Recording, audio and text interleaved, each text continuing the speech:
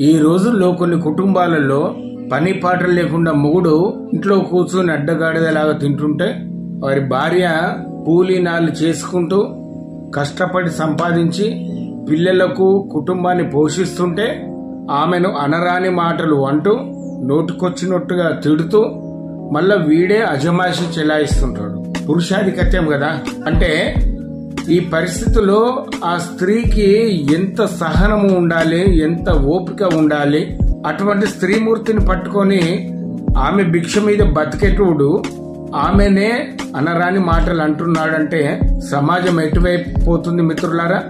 అంటే మన పెద్దలు అంటారు, భూదేవికి ఉన్నంత ఓపిక ఆడదానికి ఉంటుందని. అంత ఓపికగా ఉన్న ఆ స్త్రీని మరీ మరీ మరీ ఒత్తిడి చేస్తే పరిస్థితులు ఏ రకంగా మారుతాయో ఒక్కసారి మగాడు అనేటోడు ఆలోచించుకుంటే వాడు కూడా ఎంతో కొంత పని చేసి కుటుంబానికి ఆదరణగా ఉంటాడు. అవునంటారా కాదంటారా చెప్పండి.